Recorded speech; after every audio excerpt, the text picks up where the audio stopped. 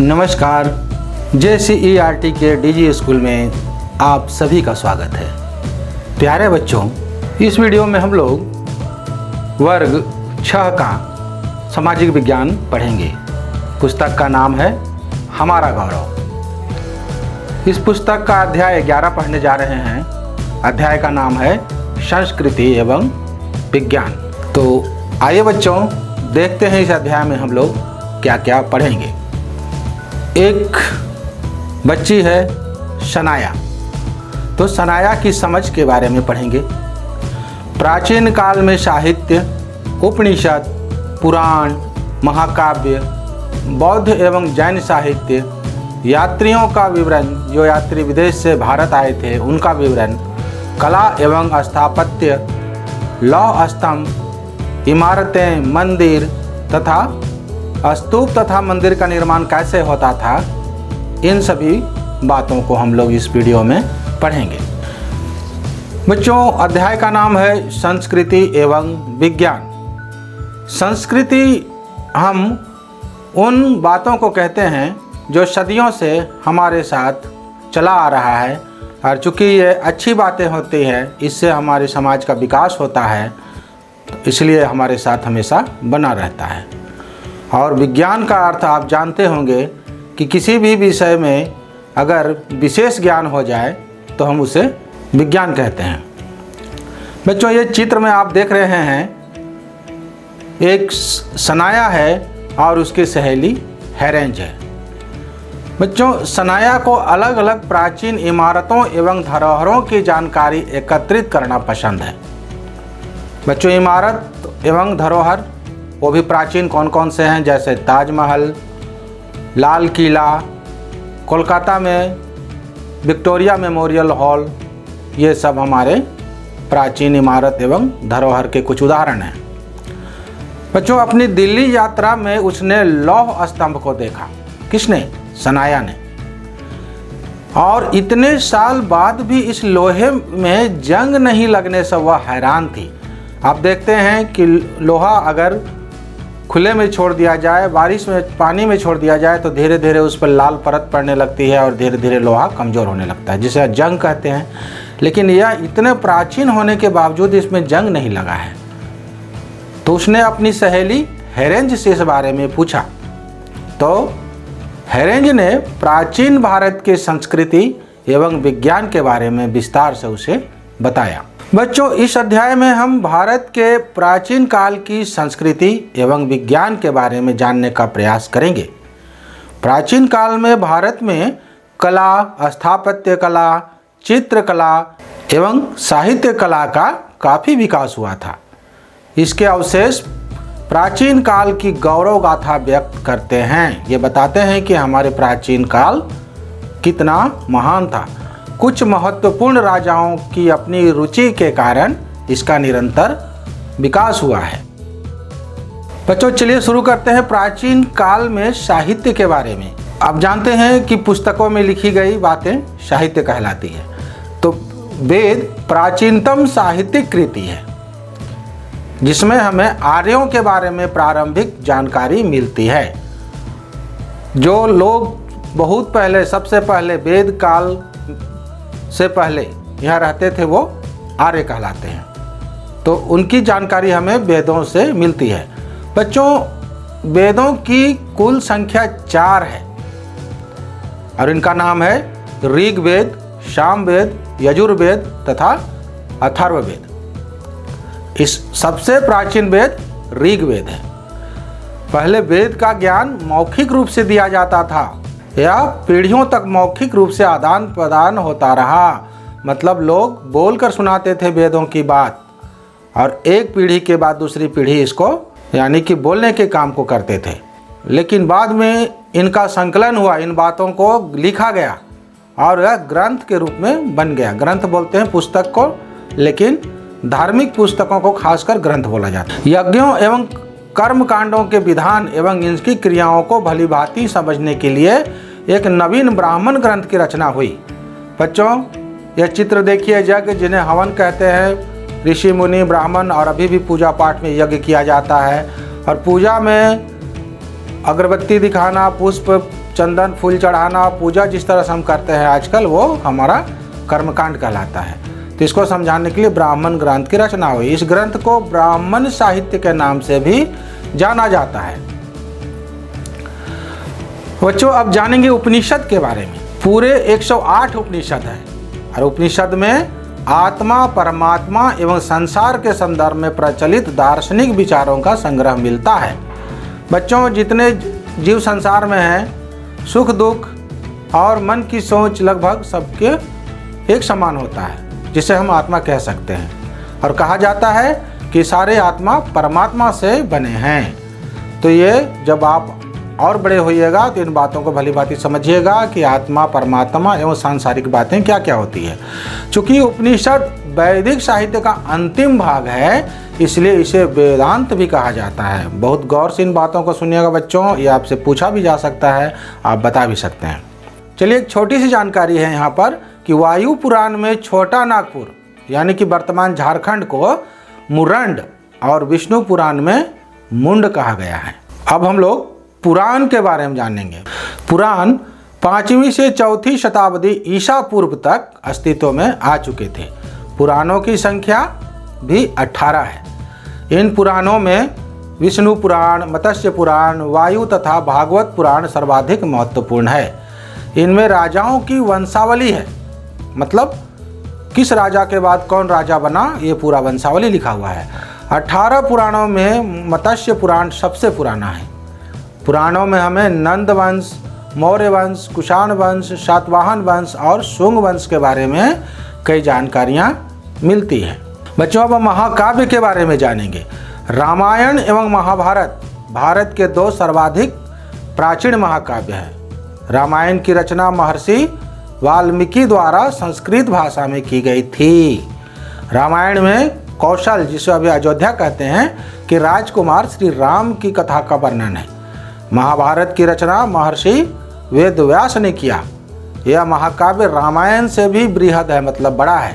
प्रारंभ में 24,000 श्लोक वाले इस महाकाव्य को जय संहिता कहा गया।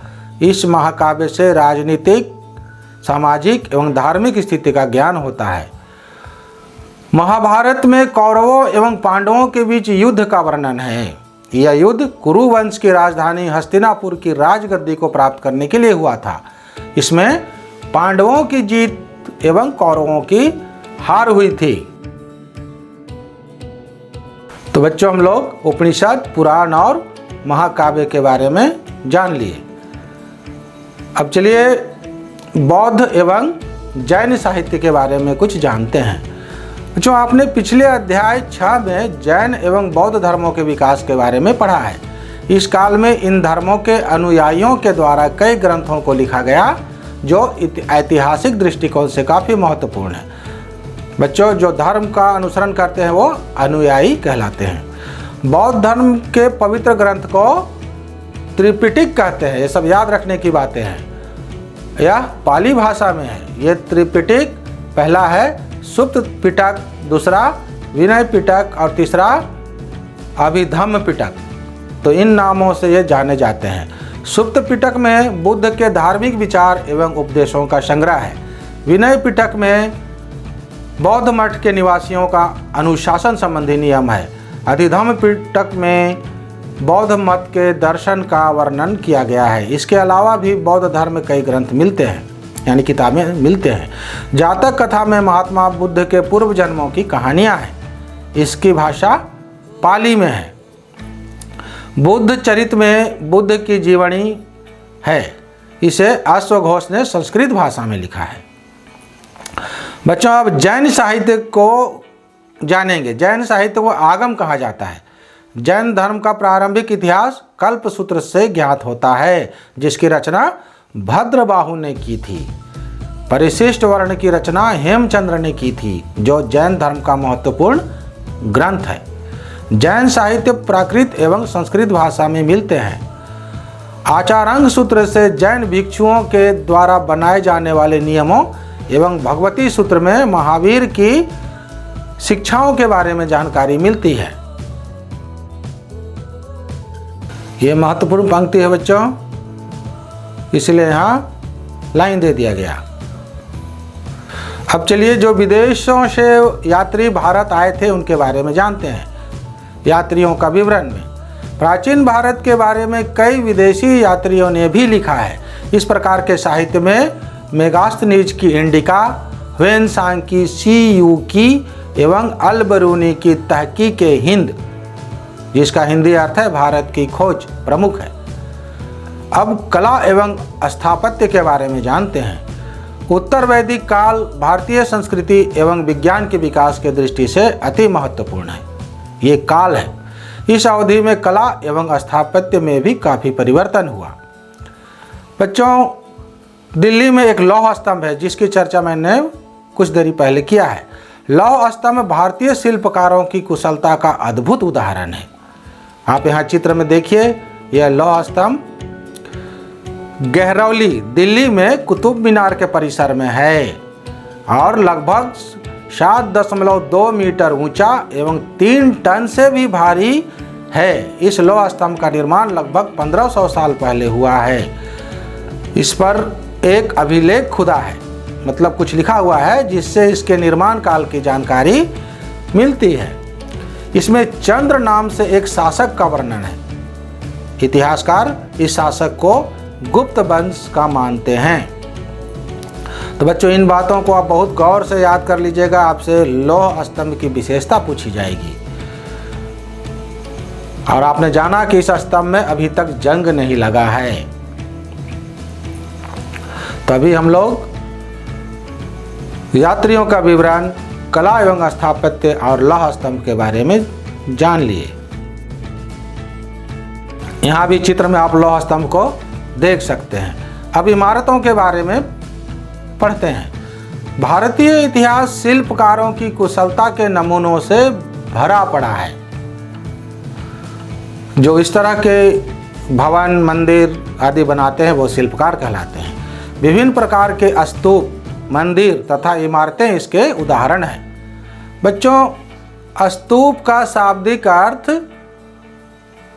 टीला होता है। इसको भी याद रखिएगा, यह भी आपसे पूछा जाएगा।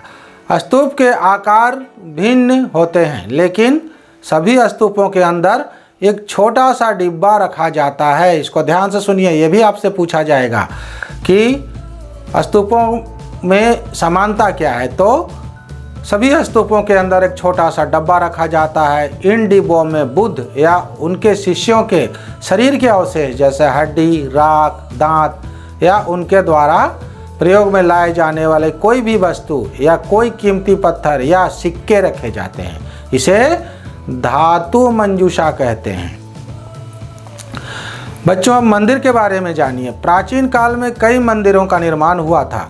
गया का बौद्ध मंदिर, भुवनेश्वर का लिंगराज मंदिर, माउंट आबू का तेजपाल मंदिर, खजुराहो का महादेव मंदिर तथा तंजीर का शिव मंदिर इत्यादि विशेष रूप से उल्लेखनीय है। पहाड़ों को काटकर गुफा के रूप में बनाया जाता था इन मंदिरों को। इन गुफाओं को मूर्तियों तथा चित्रों से सजाया जाता था। इस समय उत्तर भारत में मंदिर निर्माण के लिए नागर शैली प्रचलित थी, जबकि दक्षिण भारत में मंदिरों का निर्माण द्रविड़ शैली से किया जाता था। अब देखिए बच्चों, एक छोटी सी जानकारी है कि गर्भगृह मंदिर का सबसे महत्वपूर्ण भाग होता है, जहां मुख्य देवी देवता की मूर्ति को रखा जाता था। गर्भगृह कहलाता है। अब जानते हैं हम लोग स्तूप तथा मंदिर का निर्माण कैसे होता था। स्तूप एवं मंदिरों के निर्माण में कई चरण होते थे। सबसे पहले अच्छे किस्म का पत्थर खोजा जाता था और फिर उसे खोदकर बाहर निकाला जाता था। उसके बाद पत्थरों को वहां पहुंचाया जाता था जहां वो मंदिर या स्तूप बनना था। अब जब पत्थर वहां पहुंच गए तो उन्हें काट छाट कर तराशा जाता था। तराशने के क्रम में पत्थरों से खंभों, दीवारों की चौखट, छत का आकार बनाया जाता था। तैयार होने पर इन्हें सही जगह पर लगाया जाता था। इस कार्य में काफ़ी धन की आवश्यकता होती थी। संभव है कि इन मंदिरों या इमारतों को राजा या रानी ही बनवाते होंगे। गरीब आदमी के बस में तो ये था नहीं। मंदिरों में आने वाले भक्तों के उपहार तथा अन्य लोगों के द्वारा दिए गए भेंट से इमारत की सजावट की जाती थी और जो ऐसे दान देते थे उनका नाम इन खंभों, रेलिंगों और दीवारों में खुदे मिले हैं, मतलब लिखा गया था। बच्चों यहाँ 2 चित्र है, एक ऐहोल का दुर्गा मंदिर है बाएं तरफ, और दाहिने तरफ देखिए उत्तर प्रदेश का भीतर गांव में स्थित एक मंदिर है। बच्चों यहाँ आप सांची का स्तूप को देख रहे हैं, और ये पुस्तक में भी दिया गया है, आप उसे ध्यान से देखेंगे। स्तूप के बारे में जो कुछ भी बताया गया उसे आप ध्यान से पढ़ेंगे और सुनेंगे, और इसकी जानकारी आपसे जब पूछा जाए आप इसके बताएंगे। तो आपको भी अब मन कर गया होगा कि इन इमारतों, भवनों को देखें, स्तूपों को देखें, प्राचीन धरोहरों को देखें और इनके बारे में ज़्यादा से ज़्यादा जानें। जब भी आपको मौका मिले आप ऐसे धरोहर या इमारतों को देखने जाएं तो वहाँ इनके बारे में जानकारी लिखी जाती है, तो उनको आप ज़रूर अपने डायरी में नोट करें और उसे सबको बताएं। तो बच्चों इसी तरह आप पढ़ते रहिए, खेलते रहिए, खुश रहिए बच्चों। धन्यवाद बच्चों।